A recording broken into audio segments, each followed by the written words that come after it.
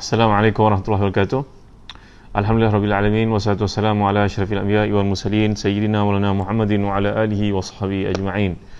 Subhanaka la ilma lana illa ma 'allamtana innaka antal alimul hakim. Allahumma salli wa sallim wa barik ala Muhammad wa ala ali Muhammad kama sallaita wa sallamta wa barakta ala Ibrahim wa ala ali Ibrahim fil alamin innaka Hamidum Majid. Amma ba'd. Syukur pada Allah Taala kerana pada malam ni kita dapat bertemu dalam satu majlis ilmu walaupun terlambat daripada kebiasaan, tuan. Ahlan wa sahlan kepada Fadil Misbah, Jamaluddin Kasim, Farah Wahida, Saima Adam, Azam Hassan dan semua yang hadir pada malam yang mulia ni. Kita berada pada ayat yang ke-15 dan 16 dari surah Nisa, berkaitan dengan hukum perhubungan yang haram ataupun perkara yang namanya hubungan zina, liwat, homoseks, lesbian. Ini dimasukkan dalam ayat yang ke-15 16 daripada surah An-Nisa. Jadi bagi tuan-tuan yang memiliki tafsir Ibn Kathir, tolong rujuk pada jilid yang kedua, ayat yang ke-15 16 surah An-Nisa. A'udzubillahi minasyaitonirrajim. واللاتي يأتين الفاحشة من نسائكم فاستشهدوا عليهن 4 منكم فإن شهدوا فأمسكوهن في البيوت حتى يتوفاهن الموت أو يجعل الله لهن سبيلا واللذان يأتيانها منكم فآذوهما فإن تابا وأصلحا فعارضوا عنهما Inna Allah kana tawwabar rahima. Sadaqallahul azim. Dan terhadap para wanita yang mengerjakan perbuatan keji, hendaklah ada 4 orang saksi di antara mereka yang menyaksikannya. Kemudian apabila mereka telah beri persaksian, maka kurunglah mereka, iaitu wanita-wanita tersebut, dalam rumah sampai mereka menemui ajalnya atau sampai Allah memberi jalan yang lain kepadanya. Dan terhadap 2 orang yang melakukan perbuatan keji di antara kamu, maka berilah hukuman kepada keduanya. Kemudian jika keduanya bertaubat dan memperbaiki diri, maka biarkanlah mereka, sungguhnya Allah Maha Penerima taubat lagi Maha Penyayang.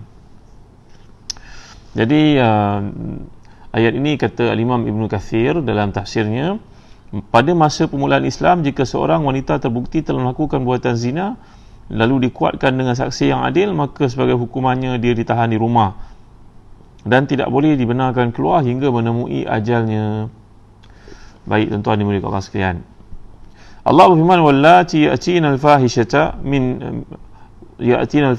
min nisaikum. Jadi dan terhadap para wanita yang mengerjakan perbuatan keji iaitu zina, fastashhidu alaihinna 4 minkum, maka hendaklah ada 4 orang saksi di antara kamu yang menyaksikannya. Kemudian bila mereka telah beri persaksian, maka kurunglah mereka, iaitu wanita-wanita tersebut, dalam rumah sampai mereka menemui ajalnya atau sampai Allah memberi jalan yang lain kepadanya. Jalan lain yang diberikan oleh Allah adalah, iaitulah ayat yang menasahkannya. Jadi Ibn Abbas radhiyallahu anhuma berkata, dahulu hukumnya demikian hingga Allah turunkan surah An-Nur yang menghapuskannya dengan hukuman jild, iaitu menyebat, sebatan dan juga hukum rejam. Ini merupakan perkara yang disepakati oleh para ulama.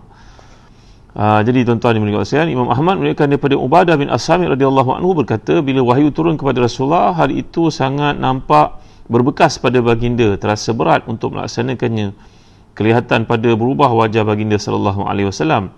Lalu pada satu hari Allah menurunkan sebuah ayat kepadanya, maka hilanglah keresahan baginda. Maka beliau bersabda, khuzu anni qad ja'alallahu lahunna sabila, athayyibu bithayyibi wal bikru bil bikri, athayyibu jildu mi'atin wa rajmun bil hijara wal bikru jaldu mi'atin summa nafyu sanatin.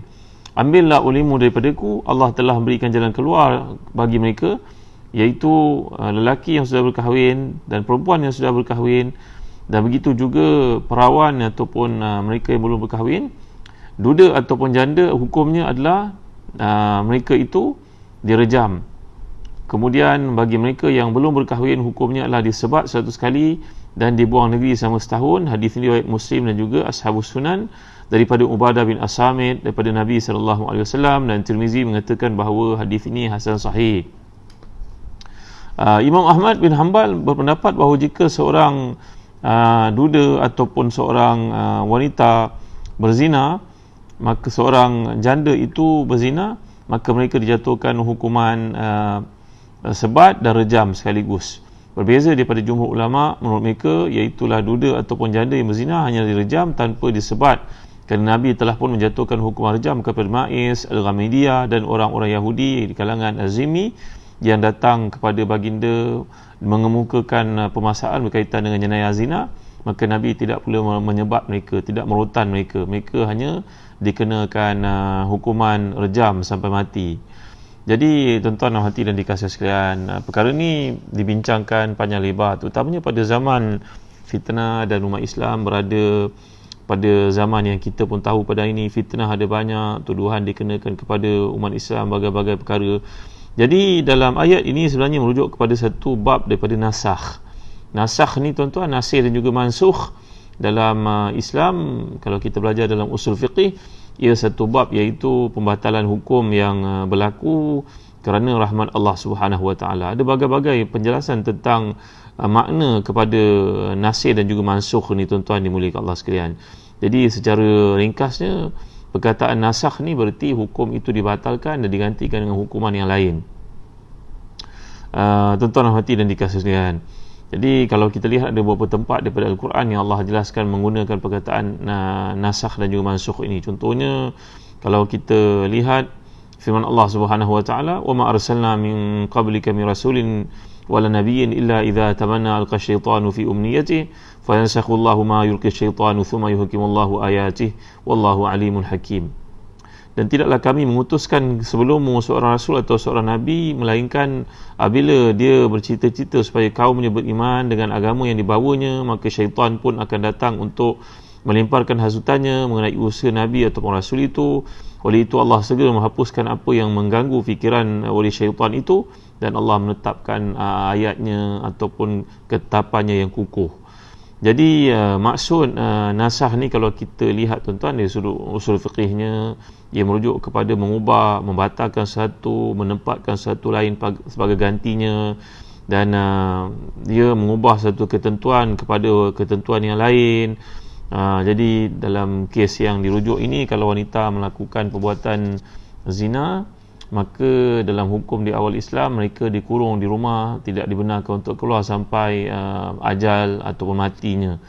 Tapi dalam surah An-Nur yang turun selepas surah An-Nisa ini menunjukkan kepada kita tentang hukuman bagi mereka yang telah berkahwin, dipanggil sebagai muhsan.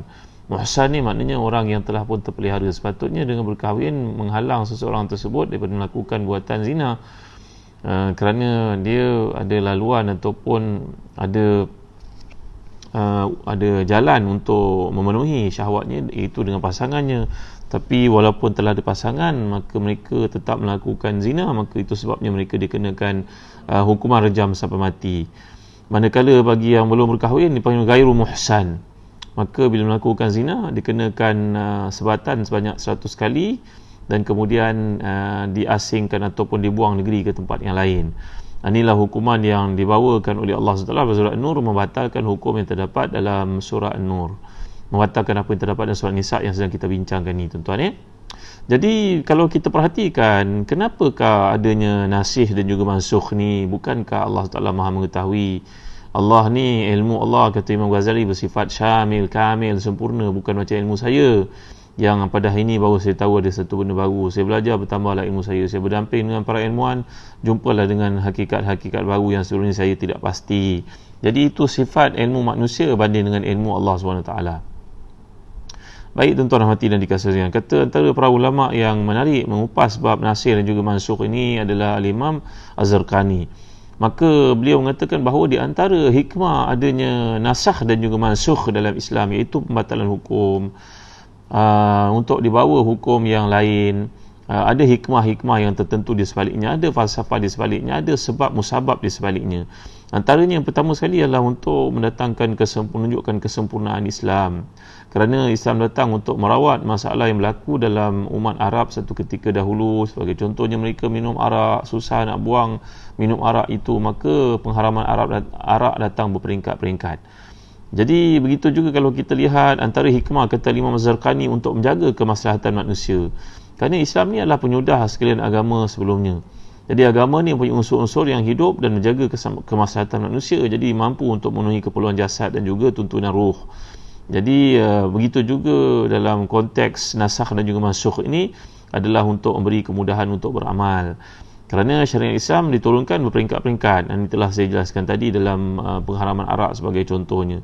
Kemudian dalam hikmah adanya nasakh dan juga mansukh ni dalam waktu yang terbatas, saya nak jelaskan kepada tuan-tuan, ia mempunyai nilai keringanan kepada manusia kerana Allah SWT Maha mengetahui keperluan manusia. Kerana manusia ni, kata Imam Az-Zarqani, mereka melalui proses kematangan, macamlah kanak-kanak itu daripada kecil berjalan-jalan jatuh, berlari, kemudian besar jadi orang dewasa. Maka demikian juga dalam proses ketetapan syarak ini, kata beliau, maka manusia melalui proses tersebut kematangan berbeza-beza mengikut peringkat waktu. Maka sesuatu perkara yang dinasahkan hukumnya adalah untuk menunjukkan kepada kita kematangan manusia itu perlu dirawat dari angle yang berbeza, perspektif berbeza dengan perkembangan dunia yang ada pada waktu itu. Demikian juga tuan-tuan hati dan dikasihan, ia merupakan satu ujian, ikhtibar kepada orang beriman, kerana orang beriman ni sifat mereka sami'na wa ata'na. Jadi bila umat Islam diuji oleh Allah dengan hukum-hukum dan hukum yang baru, ia adalah untuk menguji mereka, ketaatan mereka, keyakinan mereka terhadap Allah Subhanahu Wa Taala. Ya, saya harap tuan-tuan dengar kuliah yang saya sampaikan ni. Dengar ke? Alhamdulillah dengar. Jadi tuan-tuan hati dan dikasihan, inilah di antara hikmah-hikmah yang boleh kita fahami daripada perkara yang namanya nasikh dan juga mansukh. Jadi dalam konteks ayat di sini, hukum ini telah pun dinasahkan, iaitu hukuman berkaitan dengan wanita yang berzina pada zaman Nabi di awal Islam dahulu, maka mereka dikenakan hukuman kurung dalam rumah sehingga mereka mati. Tuan-tuan dimuliakan Allah sekalian, sesuai dengan nama surah An-Nisa yang kita bentangkan daripada awal dan kita masuk ke ayat ke-15-16 pada waktu ini. Jadi perhatian utama yang ditekankan di sini adalah persoalan keluarga, kata Dr. Atiq Nabulsi dalam tafsir ini. Jadi kalau dalam ayat yang lalu menggambarkan peruntukan, hak dan juga keistimewaan yang dinikmati oleh golongan tertentu dalam Islam ini, ketetapan-ketetapan Allah sekarang meletakkan satu tanggungjawab untuk mereka supaya menjaga diri mereka. Jadi dalam ayat ini mengancam para wanita daripada melakukan sebarang bentuk pelanggaran, khususnya yang mempunyai implikasi buruk di tengah masyarakat yang bertentangan dengan kesucian keluarga dan motif keluarga dibangunkan. Kata Al-Imam Asy'arawi dalam tafsirnya, mengapakah orang perempuan yang berzina yang belum berkahwin hukumannya ringan sedikit banding dengan yang telah berkahwin? Kata beliau, kerana kalau kita lihat di sudut logik akalnya, orang yang belum kahwin dan sudah berkahwin, lain hak-hak dan tanggungjawab pelibatan orang kelilingnya. Kalau perempuan itu belum kahwin, dia masih gadis untuk contohnya melakukan zina, maka dalam beban melakukan perkara yang jelit dan keji itu, yang hanya terkait di situ adalah bapa dia, adik-beradik dia, mungkin datuk dia, mungkin ibu dia. Tetapi kalau dia sudah berkahwin, ia melibatkan banyak lagi pihak. Siapa? Bapa dia, adik-beradik dia, datuk dia, ibu dia, suami dia, dan anak-anak dia, keturunan dia. Jadi itu sebabnya hukuman berkaitan dengan orang yang telah berkahwin dan belum berkahwin ini mempunyai perbezaan. Kata Syekh Al-Imam Muhammad Al-Tawri Syarawi, satu pandangan yang wajar kita lihat dan pertimbangkan, kerana beliau sering berfikir di luar kotak. Ini kaedah berfikir ulama-ulama Azhar yang hebat, tuan-tuan ya. Jadi tuan-tuan dimuliakan Allah sekalian, bila kita menceritakan tentang hak-hak orang perempuan, tanggungjawab yang dipimpin yang terdapat pada seorang perempuan, ia mendidik bangsa sebenarnya. Jadi tuan-tuan dimuliakan Allah sekalian, kata Dr. Atiq Nabulsi, mengapa Islam mengambil berat isu berkaitan dengan perkara yang namanya zina ni, tuan-tuan ia adalah satu benda yang meruntuhkan masyarakat, sehingga dibandingkan di antara Islam dan juga bukan Islam. Tuan-tuan dimuliakan Allah sekalian, kalau orang bukan Islam, orang tali sini suka bertanya soalan-soalan berkaitan dengan umat Islam. Kenapa dalam Islam ni sebagai contohnya dibenarkan poligami, dibincangkan oleh Dr. Atiq Nabulsi di sini oleh mereka yang mampu. Jadi kalau kita lihat dalam ayat dikemukakan, dalam peruntukan yang dikemukakan, penjelasan yang dikemukakan oleh Allah SWT, kepada siapakah anak-anak dinisbahkan kalau sekiranya orang perempuan pun dibenarkan melakukan Sebaliknya, poligami dipanggil, kalau orang perempuan pula berbilang-bilang suami, dipanggil polyandry.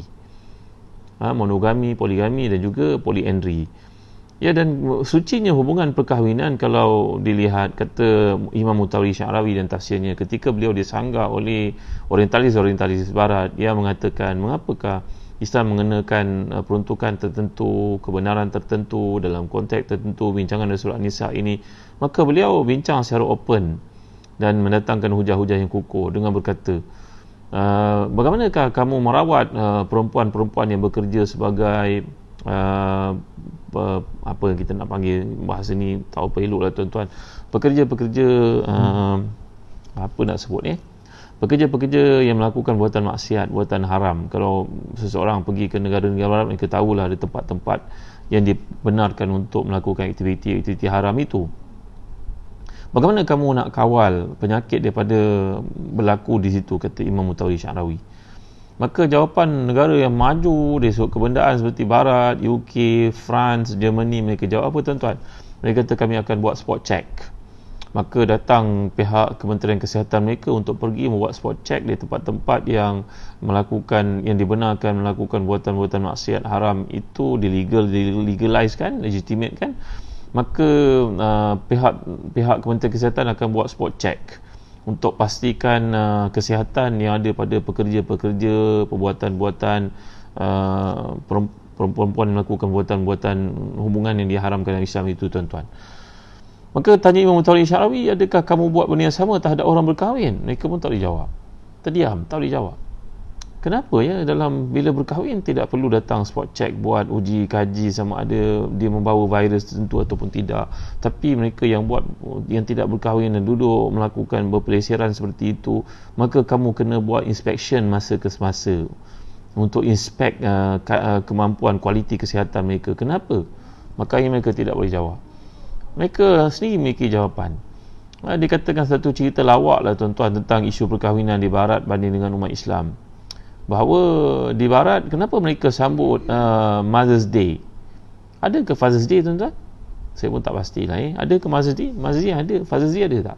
Saya tak pasti ada ke tidak. Tapi kerana bila ditanya kepada sarjana di Barat, mengapa ada Mother's Day? Kerana kebanyakan orang di Barat hanya ada ibu saja, bapa mereka tak kenal. Sampai jadi satu bahan lawak lah tuan-tuan dimuliakan Allah sekalian. Itulah bila seorang lelaki, budak lelaki nak berkahwin di Barat, berkata kepada bapa dia, saya minat kat gadis itu. Bapa dia kata, jangan nak, sebenarnya budak perempuan itu anak ayah juga. Anak ayah juga.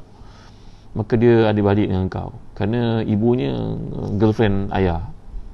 Maka budak lelaki ni pun jumpa dengan budak perempuan kedua, tanya lagi pada ayahnya, ayah, saya nak kahwin dengan budak perempuan ni. Ni cerita lawak lah tuan-tuan ya. Maka ayahnya kata, pun tak boleh. Maknya dulu girlfriend ayah. Tanya 2, 3, 4, 5, semua tak boleh. Akhirnya dia berkata pada mak dia, mak, ayah cakap semua orang tak boleh kahwin kerana semua itu ada kaitan dengan darah daging dengan saya, kerana dia adalah perempuan. Apa nak sebutlah tuan-tuan, hubungan dengan ayah ada, hubungan dengan ayah, hubungan secret dengan ayah. Maka maknya pula jawab, engkau jangan peduli apa ayah kau kata, sebenarnya engkau bukan anak ayah. La ilaha illallah Muhammadur Rasulullah, masya-Allah, tabaraka wa taala. Puan Niat Allah jawab, Fazli pun ada. Yalah, baiklah kata Imam Ratib Nabulsi, dulu tak ada Fazli, ada Mazdi saja, beliau kata dalam tafsir beliau. Baiklah. Jadi kembali kita kepada isu ini, Islam menjaga peradaban, menjaga kemuliaan, kehormatan, maruah seseorang itu, dan di antara maqasid syarak adalah untuk menjaga maruah diri itu, sebab diharamkan sebarang perkara yang mendekati zina, melihat, membaca, mendekati, bergaul, pergi ke kelab malam dan sebagainya, semuanya dia haram kerana ia mendorong seseorang kepada zina. Dan kita telah bincang dalam surah Isra yang lalu, wala taqrabuz zina, jangan mendekati. Mendekati pun dah hukumkan sebagai besar dosanya, apatah lagi melakukannya, kerana sebarang perkara yang menjurus, mendorong, membawa orang itu melakukan buatan zina, maka ia dilarang daripada awal. Sebenarnya Islam ni tuan-tuan adalah satu agama yang mensistematikkan keperluan kehidupan. Kalau kita nak harta banyak, jangan merompak, berniaga. Kalau kita perlu kepada pasangan, jangan melakukan perbuatan zina, berkahwin. Jadi ini adalah tanzim nama dia. Islam bukannya agama hirman, bukan tahrim, tapi tanzim. Islam tidak tahrim, Islam tidak mengharamkan. Islam adalah satu cara hidup yang waqi'i, realistik, iaitu melihat keperluan dan merawatnya dalam ketetapan-ketetapan yang dibenarkan dalam skop, dalam kerangka yang ditunjukkan oleh Islam, dibawakan Nabi SAW. Jadi Islam tidak tahrim, tapi dia tanzim. Beza tahrim dengan tanzim, kerana ia merupakan satu sistem akhlak, sistem kemuliaan, maruah dan hubungan yang jelas. Jadi tuan-tuan dan hadirin sekalian, dia cerita tentang hubung kait dengan fahisha ni. Fuhush, kata al-Imam Al-Asbahani dalam tafsirnya Al-Mufradat. Fuhush ni maknanya benda yang buruk, benda yang bercanggah dengan akhlak, benda yang dilihat oleh manusia pada hukum akalnya pun adalah satu benda yang buruk. Zina ni tuan-tuan bukan saja dalam Islam haram tuan-tuan, bahkan di barat pun kita ikut perkembangan pemimpin-pemimpin besar dalam dunia dijatuhkan dengan skandal. Kenapa dinamakan skandal? Fadhiha, bila berkaitan dengan hubungan orang perempuan dan sebagainya. Kenapa dinamakan fadhiha tuan-tuan? Fadhiha ataupun fadhiha, kenapa? Skandal, buruknya. Walaupun barat yang tidak beragama pun mengetahui ini satu benda yang buruk. Jadi itu sebab Islam menamakan dia nama yang jijik, yang buruk. Dari sudut psikolinguistiknya, kalau digunakan perkataan fahisha ni perkataan buruk lah tuan-tuan. Kita kalau tak belajar bahasa Arab pun dengar huruf ini disebut, perkataan disebut fahisha, seolah-olah macam kita tahu bunyi ni macam tak elok lah. Kenapa? Apa bunyi? Apa maksudnya? Tanyalah kepada mereka yang jahil bahasa Arab sekalipun, bila digunakan perkataan-perkataan kafir, fahish, ini semua merujuk kepada fasik. Ini semua bunyi dia pun dari sudut psikolinguistiknya merujuk kepada bunyi yang tidak enak didengar tuan-tuan. Seperti yang dibincangkan oleh Dr. Subhi Saleh dalam buku beliau bertajuk Fiqhul Lughah. Jadi keserasian bahasa ini bila disebut, walaupun seorang itu tidak ada khalfiyah, latar belakang bahasa, dia dengar perkataan ini, dia merujuk pada bunyi yang tidak enak, tidak elok. Kerana pertembungan, perhimpunan huruf-huruf itu sehingga sukar untuk disebut. Dia menunjukkan kepada kita, mengisyaratkan satu benda yang tidak molek. Baik tuan-tuan hati dan dikasihi sekalian.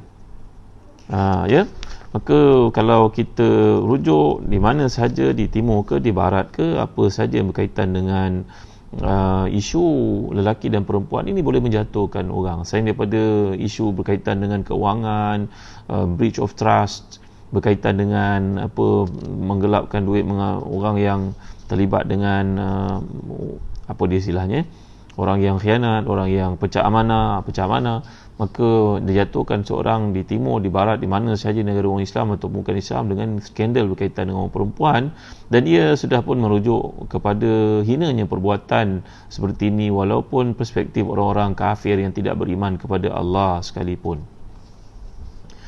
Tuan-tuan hati dan dikasihi sekalian, jadi isu perkahwinan ni adalah satu isu besar sebenarnya, kerana dengannya dibangunkan bangsa. Kalau dikatakan oleh almarhum Datuk Fadzil Noor lebih kurang 30 tahun lalu, beliau berkata dalam kajiannya ketika menjadi pensyarah di satu universiti Indonesia ni, beliau berkata bahawa 2/3 daripada rakyat Amerika merupakan anak-anak luar nikah. Ibu bapa mereka tidak berkahwin, tak sah taraf, mereka pun tak ada agama, maka hidup pun cacah merbah, hancur. Bagaimana tak hancur kalau kita baca dalam akhbar selalu berlaku adegan tembak menembak, peristiwa-peristiwa seperti itu kita nampak kejam. Kerana apa? Kerana ia berkaitan selalu dengan rasa cemburu seorang lelaki terhadap isterinya ataupun seorang suami, seorang perempuan terhadap suaminya, bila mereka mempunyai perhubungan yang tidak ada kemanusiaan, yang tidak jelas seperti itu. Jadi seorang kawan bercerita ketika berada di Perancis, ya tuan-tuan, duduk di Perancis, tiba-tiba malam itu mendengar tembakan, terkejut, takut, semua bersembunyi, tutup pintu, tidur dalam ketakutan. Esoknya pihak polis pun datang beritahu jiran-jiran semua bahawa apa yang berlaku di situ, suaminya telah menembak isterinya sendiri. Selepas mengesahkan dan sukar untuk bawa pembuktian isterinya itu mempunyai affair dengan bosnya sendiri di pejabat. Maka kerana kemarahan dan tak mampu nak buat apa-apa, nak bawa ke muka pengadilan, mungkin sukar nak buktikan macam-macam perkaranya yang birokrasinya di negara barat itu, akhirnya dia ambil keputusan menembak sendiri isinya. Tuan-tuan dimuliakan Allah sekalian. Peristiwa ini selalu kita baca dalam akhbar. kita selalu lihat ikut perkembangan, kerana perbuatan ini adalah perbuatan yang dibenci oleh manusia hakikatnya. Sebelum tuan-tuan ditetapkan oleh Allah sebagai satu musibah, satu buatan khianat, satu buatan jahat, satu buatan jelik, dan manusia pun dari sudut kemanusiaannya, dari sudut fitrahnya merasakan bahawa buatan ini buatan keji. Tuan-tuan dimuliakan Allah sekalian. Dalam tafsir Baghawi, Al-Imam Baghawi membawakan satu kisah berkaitan dengan isu hukuman yang dikenakan kepada lelaki dan perempuan yang berzina ni, tuan-tuan. Iaitu satu peristiwa yang diadu kepada Rasulullah SAW. Mana rajulaini ikhtasama ila Rasulullah faqala ahaduhuma yaqdi ya Rasulullah bainana bi kitabillah wa qala akhar wa kana afqahahuma ajal ya Rasulullah faqdi bainana bi kitabillah wa azan li an atakallam faqala inna ibni kana asifan ay ajiran ala hadha fa zana bi imraatihi fa akhbiruni anna ala ibni rajam. Satu hari dua orang sahabat datang berjumpa dengan Rasulullah SAW dan mengadu isu yang berlaku, kes yang berlaku. Apa kesnya? Kesnya salah seorang mereka, anak lelaki salah seorang yang datang ini bekerja dengan majikan, dengan sahabat yang datang ini sebagai majikannya. Na'udzubillah, tuan-tuan, jangan berlaku pada seseorang kita oleh kerana dia merasa syok kepada isteri majikan, maka dia telah berzina dengan isteri majikan. Maka bagaimanakah keputusannya, wahai Rasulullah? Anak lakinya itu masih seorang budak bujang, berzina dengan isteri orang. La haula quwwata illa billahil aliyyil azim. Itu sebab, tuan-tuan, dalam Islam ni pengalaman merawat isu kemanusiaan ini berlaku dah 1400 tahun, semuanya collected, recorded, tuan-tuan. Amat malang sekali kalau seseorang kita berkata kita nak rujuk isu-isu ni kena baca kitab-kitab lain, bahan rujukan lain, bangsa lain tulis. Tak, tuan-tuan, Islam ni punya rekod paling sempurna lah, tuan-tuan. Tuan-tuan carilah mana-mana rujukan kalau dikatakan agama lain, jika ada isu-isu seperti ini dibentangkan, tuan-tuan takkan jumpa. Tuan yang hati dan dikasih sekalian, jadi Islam punya pengalaman merawat segala perkara ni dengan hadisnya. Maka apakah keputusannya, wahai Rasulullah SAW? Ada ahli kitab yang beritahu pada kami dalam kes ini, sungguhnya anak saya kena sebat 100 kali dan kena dibuang negeri setahun. Ada pula yang mengatakan kalau nak lepaskan boleh bayar 100 ekor kambing dan menebus seorang hamba perempuan. Yang mana satu, wahai Rasulullah? Ini sahabat ni bertanya dengan jujur.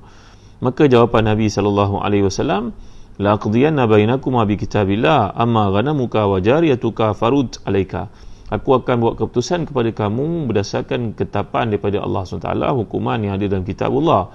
Adapun kambing yang kamu bayar sebanyak 100 ekor untuk melepaskan anakmu melakukan perbuatan zina dengan isteri orang itu, isteri majikannya, maka hendaklah kau ambil semula. Dan jariah, iaitu hamba yang kau nak bebaskan pun kau ambil semula, kerana anak kau akan dihukum sebat sebanyak 100 kali dan dibuang negeri selama setahun. Manakala isteri majikannya yang berzina dengan itu, dia adalah wanita berkahwin, maka dia akan disebat, dia akan direjam sampai mati. Maka bila dibawa wanita itu, fa in i'tarafat rajamaha fa i'tarafat farajamaha, maka isteri majikannya itu membuat pengiktirafan, mengaku melakukan buatan itu, maka dia pun direjam. Tuan-tuan dimuliakan sekalian, tadi saya dah jelaskan pandangan Imam Mutawalli Sya'rawi yang sangat menarik untuk dibincangkan, kerana kata beliau, kenapakah orang telah berkahwin itu hukumannya direjam sampai mati, sedangkan yang belum berkahwin hanya disebat 100 kali. Ada banyak penjelasan oleh para fuqaha, terutamanya pada zaman moden ni ada peluang untuk melakukan berbagai-bagai kajian. Yang pertama sekali, kata Imam Mutawalli Sya'rawi, bila orang tu berkahwin, dia mempunyai pertautan hubungan lebih daripada jaringan hubungan lebih daripada yang belum berkahwin. Seperti yang telah saya jelaskan tadi. Kalau dia belum berkahwin, ada ayah dia, adik-beradik dia, ibu dia, nenek, datuk. Tapi kalau telah berkahwin, dia punya suami, dia punya isteri, dia punya anak-anak, maka pertautan hubungan itu lebih banyak lagi. Maka hukumannya patut lebih tegas lagi. Patutnya sebelum dia melakukan perbuatan haram tu, dia teringat suaminya, teringat isterinya, teringat anak-anaknya, teringat mak mentuanya, teringat adik-beradiknya, teringat ipar duanya yang begitu baik kepadanya. Maka ini semua patut menjadi penghalang kepada perbuatan haram ini dilakukan. Maka hukuman yang lebih berat dikenakan. Manakala kalau dia belum berkahwin, maka hubungan itu belum kompleks seperti yang saya jelaskan, tuan-tuan dimuliakan Allah sekalian. Faham ke? Laju sangat boleh ikut? Saya yakin ikut saya ni semua cintakan ilmu, alhamdulillah, syukur ya. Jangan lupa share lah video ni kepada seramai orang yang ada keliling kita agar berjalan jariah ni bersama-sama. Terima kasih kepada Zazan Travel kerana pelanjaan kuliah. Lina Azina, Ahmad Kamil, kakak tersayang Ummu Nuair, Sauni Uni, Bro Syam, Kak Long, sangat setia kat sini, top fan, Mak Didik, Unsa Ansi, Muhammad Nur Azhar Jamil, Khairil Misni, Latizwan Bahrain, semua yang hadir. Jadi tuan-tuan dimuliakan Allah sekalian, jadi janganlah ada orang yang cuba menangguk di air keruh untuk mengatakan bahawa hukum berkaitan dengan rejam ni tak ada dalam Quran. Yang ada cuma hukuman sebat saja. Kerana dalam surah An-Nur nanti ada peluang kita explore surah An-Nur, kita akan lihat hukuman yang ditetapkan oleh Allah adalah hukuman sebat. Mana dia hukuman rejam? Ini adalah berkaitan dengan ayat yang telah dinasahkan bacaannya tapi kekal hukumnya. Ini dalam bab nasah juga, iaitu pembatalan ayat tapi hukum kekal. Syekh wa syekhatu iza zanaya farjumuhuma. Orang yang telah berkahwin, lelaki perempuan, kalau berzina maka hendaklah direjam mereka dalam ayat yang telah dinasahkan bacaannya itu. Dalam tafsir Imam Al-Baghawi menjelaskan, sungguhnya Allah Taala, innallaha ba'atha Muhammadan bil haqq wa anzala alaihi kitab fakana mimma anzalallahu ayatul rajmi faqara'naha wa aqilnaha wa wa'inaha rajama Rasulullah wa rajamna ba'dahu wa akhsha in tala bin nasi zamanun yaqul qailun wallahi ma najidu ayatul rajmi fi kitabillah fayadhillu bi tarki faridatin anzalallahu ta'ala fi kitabi wa rajmu fi kitabillahi haqqun ala man zana idha hasan min ar-rijal nisa idha qamatil baina aw kana al-hablu aw al-i'tiraf. Jadi akan datang nanti, kata Umar Khattab radhiyallahu anhu, tiba ketika manusia mula menafikan apa yang terdapat dalam kitabullah, lalu mereka berkata, kami baca Quran, kami tak jumpa pun hukuman orang yang berzina yang telah berkahwin dikenakan hukuman rejam. Kami tak jumpa pun. Padahal hukuman rejam ni telah pun dikenakan Rasulullah SAW kepada wanita Ghamidiyah, Ma'is. Kalau kita baca dalam hukuman taubat, perkara-perkara ketetapan Nabi dalam hadis-hadis berkenaan, ia warid, ia sabit, dan ia merupakan amalan Abu Bakar As-Siddiq radhiyallahu anhu selepas Nabi SAW, dan amalan Umar Khattab radhiyallahu anhu. Jadi inilah yang ditetapkan dalam Islam, tuan-tuan, dan syarat untuk dikenakan hukuman berkaitan dengan zina ni, zani idza kana muhsanan wa huwa alladhi ijtama'at fihi arba'atu awsafin. Orang yang berzina yang muhsan itu bila ada padanya 4 kriteria. Yang pertama al-aqlu wal bulugh wal hurriyah wal isaba bin nikah sahih. Yang pertama sekali dia orang berakal, mukallaf. Yang kedua dia sudah baligh. Yang ketiga dia memiliki dia adalah orang merdeka. Yang keempat dia telah pun berkahwin dengan cara yang betul. Maka orang ini hendaklah direjam, sama ada dia Muslim ataupun zimmi. Kerana pada zaman Nabi SAW, ketika orang Yahudi bersetuju untuk ikut syariat Nabi Muhammad SAW, maka mereka pun ikut hukuman rejam. Mana seorang Yahudi datang bertemu dengan Nabi dan berkata, kami tidak jumpa hukum dalam kitab Taurat kami berkaitan dengan rejam. Dibawa, Nabi suruh bawa Taurat itu kepadanya, maka dibaca, ditutup ayat yang ada berkaitan dengan rejam itu. Sehingga Nabi bersabda kepadanya, cuba kau angkat jari kau, angkat, ternyata ada hukuman yang sama, iaitu berkaitan dengan rejam bagi mereka yang telah berkahwin. Dan pada zaman Nabi ada kalangan Yahudi yang berzina, maka dijatuhkan hukuman rejam. Maka tuan-tuan rahmati dan dikasihi sekalian, dalam tafsir Baghawi mengatakan ada 2 orang Yahudi yang pernah berzina pada zaman pemerintahan Nabi di Madinah, maka dia kenakan hukuman rejam. Wa in kana zani ghaira muhsan bi an lam tajtami fi hadhihi al-awsaf nudhir in kana ghaira balighin aw kana majnunan fala hadd alayhi. Kalau orang itu berzina dalam keadaan dia belum pernah berkahwin dan dia pun belum akil baligh dan ataupun dia gila, maka tiada had ke atasnya, mana tiada ketetapan hudud ke atasnya yang telah pun dijelaskan tadi, iaitu disebat. Fa in kana huran aqilan balighan yara annahu lam yuhsan min nikahin sahihin fa alai jildu mi'atin wa taghribi amin. Kalau dia ini seorang yang merdeka, berakal dan baligh, dan dia melakukannya dalam keadaan dia belum berkahwin, belum pernah berkahwin cara yang betul, maka dia akan disebat 100 kali dan dibuang negeri selama setahun.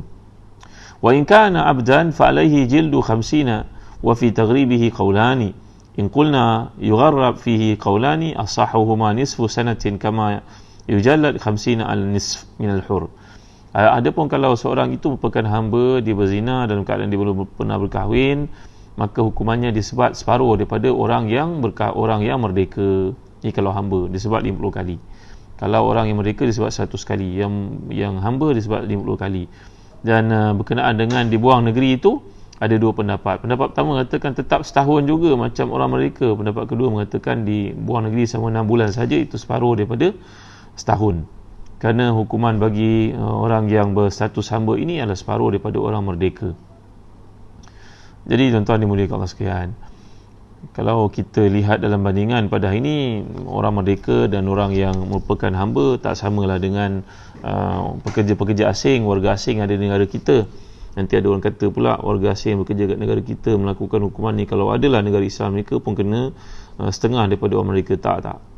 Orang yang ada bekerja di negara kita, mereka bukannya hamba, mereka adalah orang merdeka, cuma datang bekerja kat sini. Cuma kelakuan mereka ini kadang-kadang macam kelakuan orang tak berpelajaran, kurang agama. Dia dah ada suami di negara dia, datang sini kahwin pula dengan orang kat sini, ataupun sebaliknya. Maka mereka bukan hamba, cuma kelakuan mereka seperti orang yang tidak bermaruah. Baik tuan-tuan dimuliakan Allah sekalian, setakat ini saja kuliah pada malam ni, dan saya nak bawa tuan-tuan memuka satu bab yang penting yang dibincangkan oleh imam ahli tafsir pada zaman ini, Al-Imam Mutawalli Sya'rawi rahimahullah, yang telah meninggal dunia beberapa tahun yang sudah. Dalam tafsir Sya'rawi membawakan perspektif baru kepada ayat ini, iaitu beliau berkata ia turun 1400 tahun lalu merawat satu lagi isu yang bakal menjadi hangat dalam masyarakat pada zaman kini, iaitu perbuatan lesbian dan juga homoseks. Kenapa hukum ini tidak jelas disebut dalam Islam tuan-tuan? Sebenarnya ada. Kenapa? Apa sebabnya? Perkara ini tak disebut dengan jelas. Seperti yang pernah saya bawa kepada tuan-tuan, kenapa orang lelaki diceritakan dalam syurga nanti ada bidadari, tapi orang perempuan tak boleh dicerita ada bidadara. Saya pernah cerita dengan tuan-tuan kan. Tuan-tuan ingat ke tidak? Tak ingat lah tu. Ahlan wa sahlan wa jalan lah tu, dah terlupa katnya. Jadi saya akan bincangkan isu ni, kenapa liwat dan juga musahika atau musahaka, sihak ini adalah buatan lesbian. Kenapa tak sebut dalam Quran, dalam hadis dengan jelas? Kenapa? Nantikan saya dengan kuliah berikutnya untuk penguraian topik ini. Dan kata Imam Mutawalli Sya'rawi, dia berkaitan dengan ayat yang kita bentangkan 15 dengan 16 surah Nisa. Masalah seperti ini kadang-kadang adalah satu isu yang kronik, kalau tak diselesaikan akan menyebabkan berterusan perkara tersebut berlaku. Jangan main tuan-tuan ya. Seorang pakar motivasi, kaunselor negara kita menceritakan pengalamannya merawat di sekolah, banyak berlaku isu seperti ini. Budak lelaki dengan budak lelaki, budak perempuan dengan budak perempuan. Macam mana merawat tuan-tuan? Ayat ini ada rahsia dia sebaliknya, saya akan huraikan di waktu akan datang. Terima kasih tuan-tuan. Jangan lupa bagi tuan-tuan yang berminat untuk dapatkan tafsir Munir, pre-order, kami akan hadiahkan kitab bertajuk Ensiklopedia Nama-Nama Anak dalam Islam, yang bukan saja nama-nama anak, bahkan nama sejarawan, nama panglima, nama ulama, nama fuqaha, mufassirin ada dalam kitab yang bertajuk Ensiklopedia Nama-Nama Anak ni, bagi mereka yang pre-order. Dan bagi yang order tafsir Ibn Katsir, kami buat kempen dalam tahun hijrah yang baru ni, bulan Muharram dan juga Safar. Sekarang bulan Safar, mereka akan dapat kitab yang namanya Ensiklopedia Akhlak Rasulullah sallallahu alaihi wasallam. Dengan setiap order tafsir Ibn Katsir, mereka dapat yang ni, Ensiklopedia Akhlak Rasulullah. Bagi mereka yang pre-order tafsir Munir, mereka akan dapat hadiah Ensiklopedia Nama-Nama Anak dalam Islam. Jadi tuan-tuan, setakat itu saja dulu. InsyaAllah ada cadangan yang baik-baik, mengatakan baik kalau Ustaz boleh buat kuis kuliah-kuliah kita ni bagi hadiah, insya-Allah. Saya sedang berusaha untuk memperkemaskan lagi jadual saya. Ada cadangan supaya dibuat hari tertentu, digantikan dengan ustaz-ustaz lain. Andai saya tak kesempatan, saya meraihkan sangat cadangan tuan-tuan. Apapun saya sangat cinta kepada majlis ilmu, saya mendapati iman boleh bertambah dengan baca tafsir ini tuan-tuan, dekatkan diri kepada Allah. Mudah-mudahan tuan-tuan pun menikmati perkara yang sama. Membaca kalamullah ni tiada keindahan lebih hebat daripada itu tuan-tuan. Baik, setakat itu saja dulu. Sekalian baik semua daripada Allah, kelemahan manusia. Terima kasih Lazmul Syahra, Azizul Mahdi, Muhammad Nasfani Ahmad, Fatin Iliani. Terima kasih semua. Nur Faiza Mustafa, Nisa Nur Hasana, Juliana, Ayuif, Sa'amah, Sya'amah ke Sa'amah ni, Muhammad Syafi'i, Juliana, Yazid, Muhammad Rumbali, Puan Yad Abdullah. Saya lah tu yang tak ingat. Jadi esok insyaAllah saya akan huraikan berkaitan dengan mengapa isu-isu berkaitan dengan lesbian, homoseks ini tiada penjelasan daripada hadis, daripada Quran yang maknanya yang jelas. Kenapa? Betul ke tak jelas perkara ini dalam Quran? Betul ke Allah tak cerita benda dalam Quran, tak cerita benda dalam hadis? Besok saya akan jawab insya-Allah dengan izin Allah. Terima kasih kepada Atika Alias, Mak Didik, Ayan Lady, Jamil Firdaus, Sharifah Khadijah, Hisham Yahya, Yazid Muhammad Rumbali. Tolong sampaikan video ni kepada semua orang keliling kita, share lah dia ke seramai tempat yang ada. Terima kasih Zalan Travel kerana menaja kuliah kita pada malam ni. Kenal saya dan doa tuan-tuan. Terima kasih. Setakat ni saja dulu. Wassallallahu ala sayyidina Muhammad wa ala alihi wa sahbihi wa wasallam. Walhamdulillahirabbil alamin. Barakallahu fikum. Allahumma ighfir lana dhunubana wa israfana fi amrina wa sabbit aqdamana wa ansurna 'alal qaumil kafirin. Allahumma ahsina aqibatana fil umuri kulliha wa ajirna min khizyid dunya wa azabil akhirah. Rabbana la tu'akhizna in nasina wa akhtana. Rabbana wa la tahmil 'alaina isran kama hamaltahu 'alal ladzina min qablina. Rabbana wa la tuhammilna ma la taqata lana bih wa'fu 'anna waghfir lana warhamna anta maulana fansurna 'alal qaumil kafirin. Rabbana atina fid dunya hasanah wa fil akhirati hasanah wa qina azaban nar. Wa sallallahu ala sayyidina Muhammad wa ala alihi wasallam. Alhamdulillahirabbil alamin. Taqabbalallahu minna wa minkum. Terima kasih semua. Jumpa lagi pada esok insya-Allah. Ya, Muhammad Ismail, syukran jazilan. Terima kasih kerana hadir. Sekian. Assalamualaikum warahmatullahi wabarakatuh.